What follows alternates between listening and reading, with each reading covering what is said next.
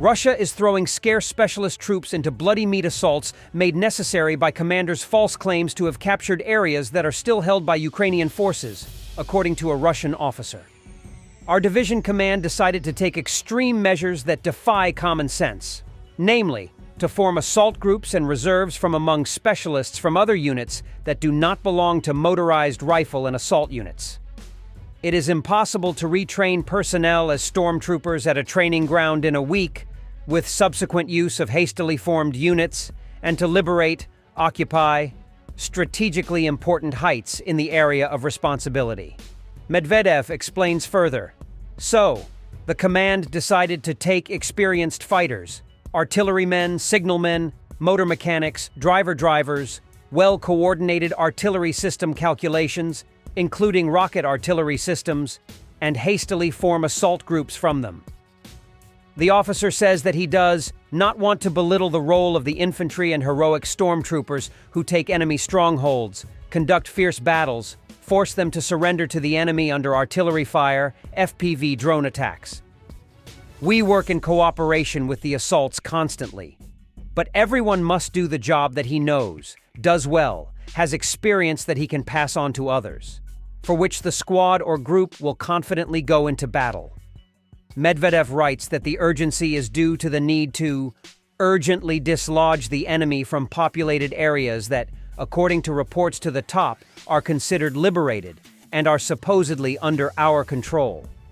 Here, he is clearly referring to local commanders' frequent false reporting of military successes to their superiors.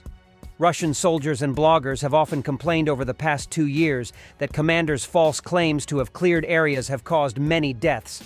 Medvedev notes that every time at a meeting with the military, the Supreme Commander-in-Chief says that the most important thing for us is people, that the most important thing is to protect them in these difficult circumstances, that there is no need to do it quickly, no need for the sake of reports. We need to protect the personnel. If everything is true, then it turns out that for the sake of a report, they urgently send servicemen who have no skills to the assault detachment. In all likelihood, because they have already lost part of the personnel of the assault detachments earlier. I know where this happens. In my opinion, there is room for the work of the military counterintelligence. Of course, first of all, the point is not that a soldier or officer is used not according to his military specialty, but in the facts of incorrect reports, if they really took place. FPV drone operators of the Four-Post Brigade destroyed a Russian BMP in the Vovchansk direction. The BMP-1 and BMP-2 are Soviet-designed infantry fighting vehicles. The BMP-1, introduced in the 1960s, was one of the first IFVs with amphibious capability, armed with a 73mm cannon and anti-tank missiles. The BMP-2, a 1980s upgrade, features better armor, a 30mm autocannon, and improved mobility. Kursk region, some Russians were taken prisoner because they could no longer escape.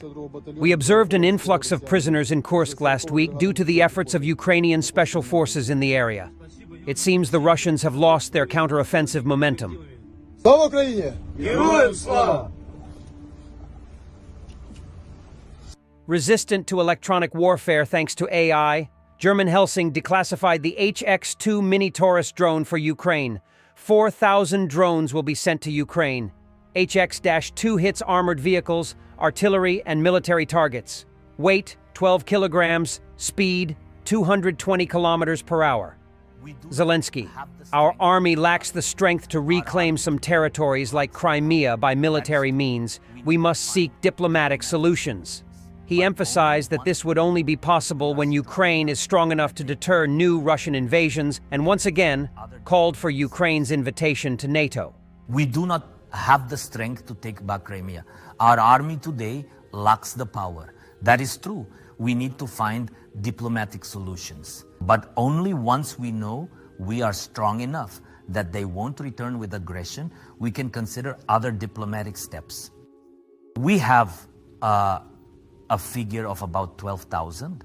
We have information that there are already killed and injured among North Korean soldiers, but I don't have the numbers.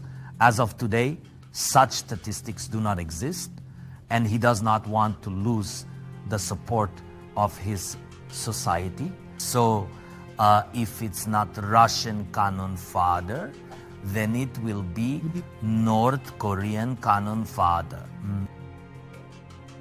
Russian Foreign Minister Sergei Lavrov.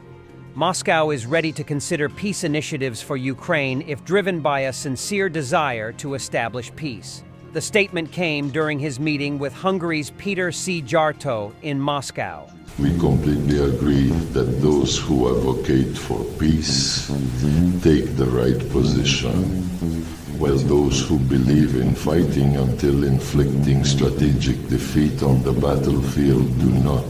Countries do not reflect the interests of their own people, and there are quite a few initiatives now being proposed by different countries on different. Minister of Digital Transformation Mikhailo Fedorov noted that Ukraine often outnumbers Russia in nightly drone launches by using decoy drones. Fedorov also confirmed that Ukraine operates drones with a range of 1,800 kilometers and is developing interceptor drones to counter Russian Shahed attacks. GUR, Defense Intelligence of Ukraine, report that the situation of Russian forces in Syria is getting worse. Reportedly, Russian military and diplomats are rapidly leaving Damascus, where the first armed disturbances already began. Previously, Russian forces fell back from Hama and abandoned a military base with sizable equipment stores in Khan Sheikhoun, amid a surprise advance by anti-Assad rebel troops. GUR also reports that Colonel Vadim Baikulov, who commanded a Russian Special Forces division, was called into Moscow to explain why he lost men and equipment in Aleppo. Meanwhile, Russian media report that an air defense base was captured by the rebels east of Aleppo, where at least 3 S-125 surface-to-air missile systems were located. In Lviv, they are carrying a fallen hero. Look at the reaction of ordinary passers-by. In Ukraine, the reaction to fallen soldiers is deeply moving. Citizens kneel in silence along the streets as a mark of respect, creating powerful moments of unity and honor. This profound gesture shows how the sacrifices of their defenders have strengthened their national identity. Ironically, Putin's aggression has only solidified Ukraine as a state its people take immense pride in, one united in resilience, courage, and unwavering defiance.